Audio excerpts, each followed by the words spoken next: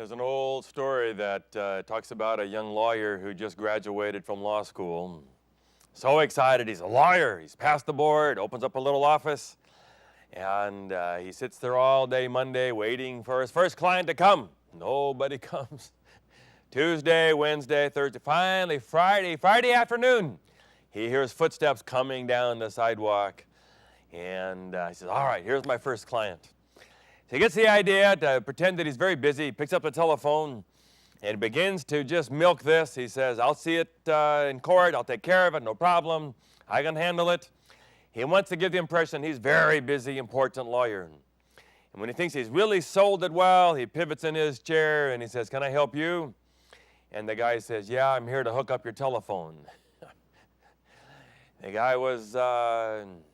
He was a lawyer, but he had missed something in Ethics 101 somewhere in his law school. So we want to wrestle today with that whole issue. Sometimes when I've been speaking a lot about God and grace and the character of God, people are worried. But what about cheap grace? Have we gone too far? Will people begin to live wild and loose lives because we have said, okay, there's grace, there's forgiveness. So let's try to see if we can still talk about the character of God today, but try to put the whole issue of living a godly life within the umbrella of the character of God. We'll start with the story of Solomon. You know the story, I'm sure. Solomon is a new young king. And God comes to Solomon in a dream, and he says, I'll give you one thing, whatever you want. And Solomon could have asked for money, could have asked for power, could have asked for anything. He chooses, no, I'll choose wisdom.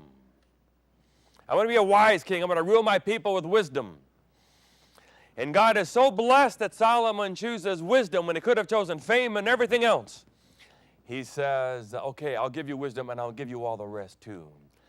So not only does Solomon become the wisest man the world has ever seen, but the richest. And if you read the story, there's gold everywhere. And the story is that Solomon had so much gold that he had them create 500 golden shields, some large, some small. And he hung these golden shields on the wall of the temple. And whenever they had a big ceremony of some kind, they would bring all those golden shields out and polish them. And they would line the street, and the crowds would realize what a great blessing they had in this country, that God had blessed Israel so much.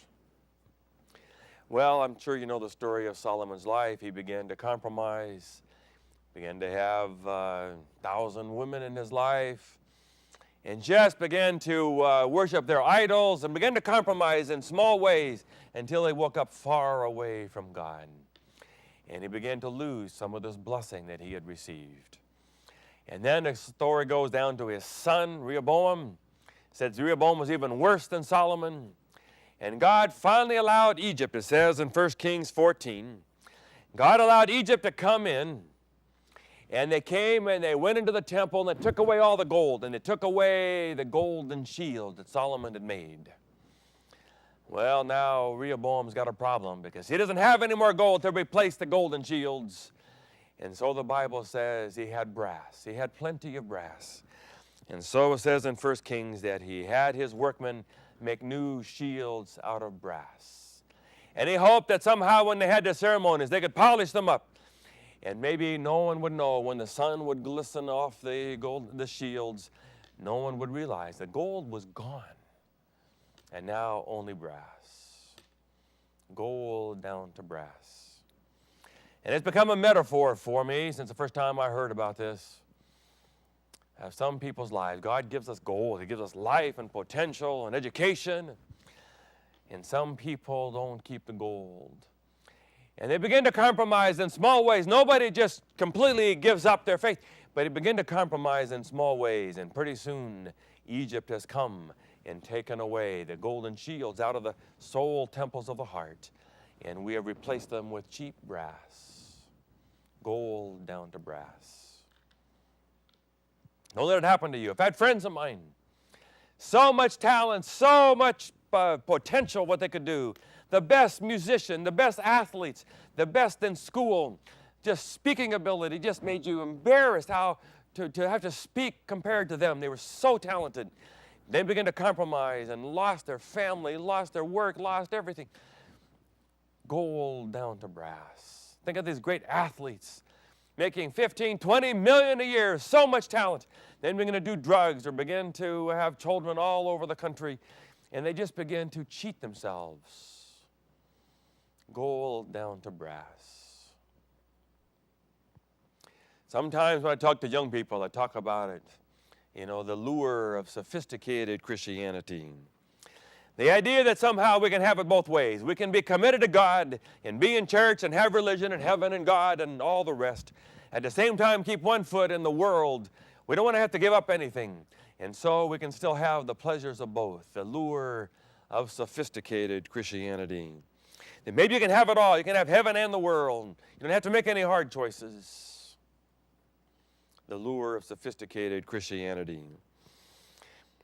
We think maybe somehow there's no connection between what comes at us and the stimulation around the world and our soul.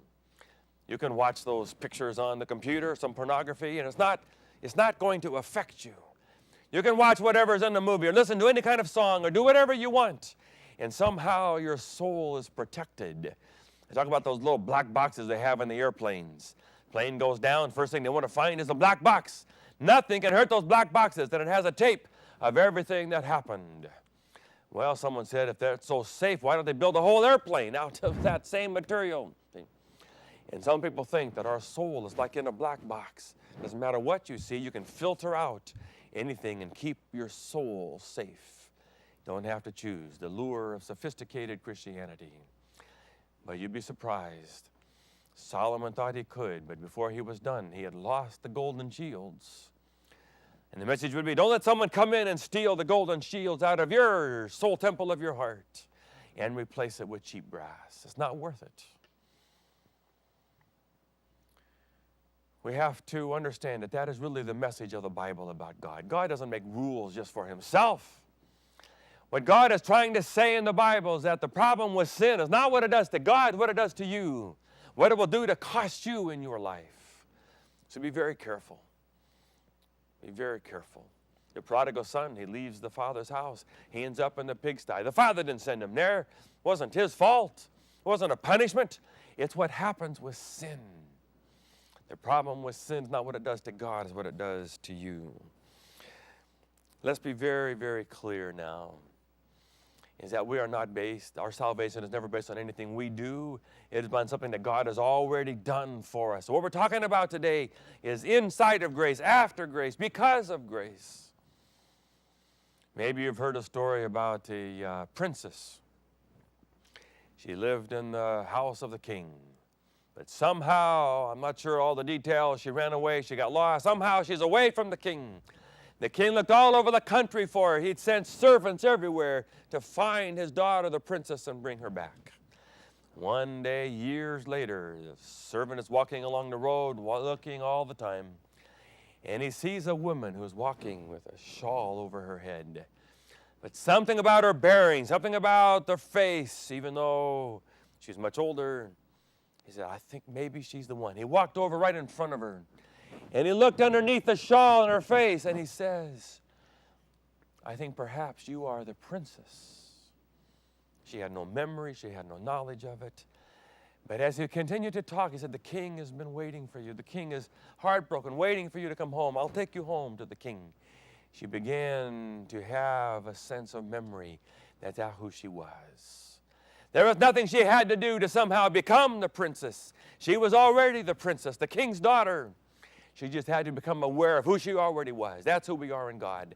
There's nothing you can do to become special to God. All you can do is become aware of who you already are in Christ. Nothing you can do to add anything to your relationship with God. So the problem with sin is not what it does to God. It's not something that you can do to win your relationship back with God. It is what it does to you. Sin hurts you. It trades gold down to brass. There was a carpenter who didn't want to build any more houses. Said to his boss, I'm done. I want to retire. No, I'll build one more. Built one more, but cut corners everywhere, didn't use the best materials, didn't give his best. Finally he said, I'm done. going to retire, and the owner said, here's the keys to the house. It's my gift to you for all that you have done. He cut corners on his own house. Famous story about an Iraqi terrorist. Sent off a letter bomb, didn't put enough postage on it, came back, opened it up, and blew his own face off. Sin does that to you, causes that to you. I've been using a line the last little while, just because we're saved by grace, there's no reason to be stupid. Why would you hurt your own life? There was a lady who bought a new ski boat, took it up to a place, put it in the water. It didn't work. What's wrong with it?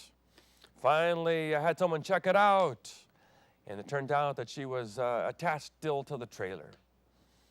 You can't drive a ski boat with a trailer on it. There is a way this is supposed to be, and if you try to go contrary to the way God has designed it to be, it'll cost you, and you will cheapen your life from gold down to brass. There was a lady flying her plane in the Army, in the Air Force, and all of a sudden she pulled back on the stick, and she flew into the ground and died. And then she forgot she was flying upside down when she pulled back on the stick. You have to realize there's a right way and a wrong way to live. So be very, very careful. It's one of the main reasons Jesus Christ died. And he died hanging on a cross, not to somehow take the wrath of God upon him, but to show to the universe, this is what happens. He took all of our sins upon him. And when you sin, you will die like that, without being able to find God, not because God killed him, but because he could not feel the presence of God anymore. That's what happens. Sin kills you, not God.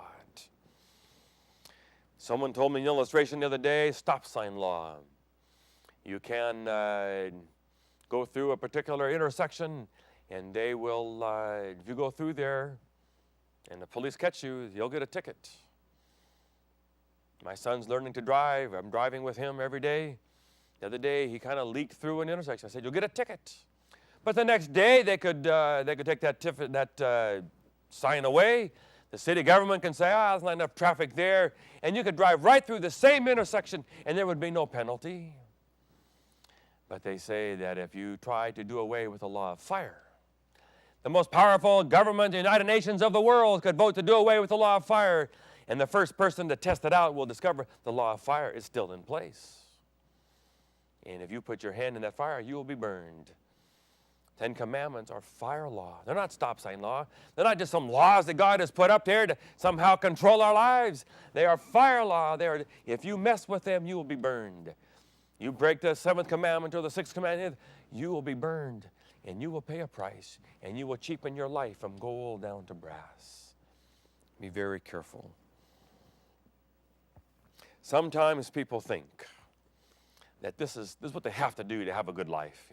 That if you don't get to do this, you won't have a good life. I have a story I use on that. There was a guy who was flying on a plane one time years ago, and he flew next to a man who was a psychiatrist for Johns Hopkins University back east. Well, whenever you find you're with a psychiatrist, begin to talk about his fears and his fear of flying. And the guy says, well, you're obviously on a plane. You must have gotten some help. Well, no, I went to get some help, but it didn't do me much good.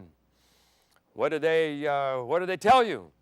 Well, they said the odds of having one bomb on a plane are like, 1 in a million, whatever it was. So that helped you? No, that didn't help me. I figured 1 in a million, my odds, my luck, that'll be me. I'll be the one on the plane with someone with a bomb. So how did it work out for you? Well, I did this math. If the odds are 1 in a million that there will be a bomb on a plane, for there to be 2 bombs on a plane, the odds must be 1 in a billion. So how did that help you? He says, well, I carry a bomb with me on the plane every day. What he thought was going to protect him, carrying a bomb with him on the plane, was really going to have the potential of destroying his life. And people think, I just can't live if I don't do this, or if I don't do that. I won't have as much life as other people. But no, the reality is those things which you think are going to give you life are taking life away. Jesus says, I came to give you life.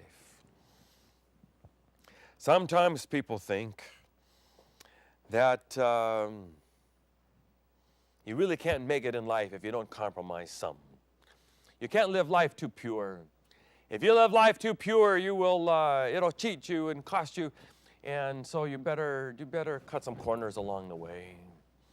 I give Daniel as an example. Daniel lived true blue and became the third highest ruler in the country. I have a story of a missionary. He was actually teaching at the college when I went years ago. He'd been a missionary in China, Dr. Paul Quimby. And he told this story once somewhere in one of our talks. He said he was such a good missionary in China, he was an expert in agriculture, that the government wanted him to have a consulting contract to help them with all their farms. So they were going around from farm to farm, train to train, and day to day, looking at farms, inspecting farms, and he was hoping to get a contract where he would be able to help them and the church with farms. So every day they were looking at these farms, and he knew that night there was going to be a banquet. And they would have their food, and then at the end of the food there would be a toast. And he said, what am I going to do? You know, alcohol, Chinese Mao Tai liquor. If he didn't drink the alcohol, it would be an offense, and he would offend all his hosts, not get the contract. But if he drank, he would break his beliefs and vows. What to do, all day. Finally came time, the banquet, they're all sitting there, the big Chinese hall. All the dignitaries were sitting there. Story goes that came time for the toast. They all moved their chair back, he moved his chair back. He picked up their glass, he picked up his glass. But when they drank, he only kept the glass right to his lips. When they put theirs down, he put his down. Hope that no one knew, he never drank any. They went home, went to his room, he asked God, hoped it worked out. Next morning, got on the train, here came the Chinese running down the aisle of a train. We were watching you, they said. We knew you were not supposed to drink. You do not believe in alcohol. We were shocked when we saw you take the cup. But we watched closely, and we saw that you never drank. You never swallowed. If you swallow, if you break your beliefs and your vows, we cannot work with you and trust you. But because you are a man of integrity, a man of your word, then we will do business. We will sign contract with you. Was he glad that he was true to his beliefs. You do not have to cut corners in order to get ahead with God. And Solomon, at the end of his life, finally came back to God, and he wrote the great book, Proverbs. All this counsel on how to live a godly life. Ecclesiastes. After all the things he had tried, he came back to God. Fear God. Keep his command. This is the whole duty of man. Well, how can we summarize quickly what you ought to do? What does it mean? What is our theology of living a godly life? Number one, God knows best. God is the creator of the universe. Why would you ignore God who knows best and wants the best for us? I sometimes ask people, if you had two groups, one group is fully devoted to God, the other group is not fully devoted to God, which group will have more fun by the end of their life? People naturally say, well, the ones who not fully devoted, partying. No, Jesus said, John 6:63, my words are life. John 10:10, thieves come to steal and destroy life. I came to give life, and life more abundantly. God not only knows the best, he wants the best for us. Everything he says about us is good news. This is the ultimate issue in the universe. That the snake said to Adam and Eve, did God really say if you eat of the tree you will surely die? No, you'll be like God's. God is a God who's taking life away. He doesn't want you to know the best. You don't have to stay with God. Look at me, I don't have God and I'm fine. The temptation to think that if you get too close to God, you'll cheat yourself out of life. Everything we say about living a godly life has to be good news, has to be according to what God would want, because the angel said, I have good news of great joy to give to you. Number three, it has to make sense. Isaiah 1:18, come, let us reason together. Too many times, young people have never heard a reason. My father would sometimes give rules. You can't listen to that music, but no reason. So I'll just give you a few things. Everything we say has to have reason, make sense to it. What about music? Some people think music can't affect you. It's amoral, doesn't have any impact on you. But I was a youth pastor years ago and brought someone in, and he showed us. He would play a simple rhythm on the drums, and then he would show us a little change he would make in the drums. Oh, look at that. You could feel Satan walk in the room. Understand there's good and bad. Be careful the influence in your life. What about movies? Understand you cannot delete anything you see. Our brains and our history are a record of everything we've ever seen. And you cannot just delete and wipe out some scenes. Be very careful you choose only those scenes that are consistent with your best beliefs and values. Alcohol. I could give you lots of reasons why I choose not to drink at all. People think you can drink a little social drinking, okay. But I choose to say, I don't want to have anything that's in control of who I am. I don't want to have to need a chemical in order to become who I want to be. I want to be able to be who I am by myself, between me and God, to be a good friend, to be fully alive without a chemical to help me along the way. It's a sign of weakness that we have to use a chemical. Sexuality. Should we be sexually active before marriage? Lots of reasons. Besides pregnancy, besides disease, besides all of that. I can tell you stories today, troubles with those things. You don't have to compare. When you finally get married to somebody, there'll be nobody to compare with. You've only had one. It is safe. You can experiment with one. If you sleep around other people, you never marry those people. Just about no one ever marries the first one they sleep with. I go to my high school reunion. There's no embarrassment. I didn't cheat anything of these women. And then finally, God says, hold us until marriage. In the same way that God doesn't show us His face, He holds that back until we check Him out and we study the Bible and we learn to know who He is. And then we finally say, okay, God, now I know who You are and I will be faithful to You forever. Then God says, okay, come to my house and I will show you my face. It's the same with sexuality. God uses our sexuality as a lure to draw people to us, to talk, to get to know each other.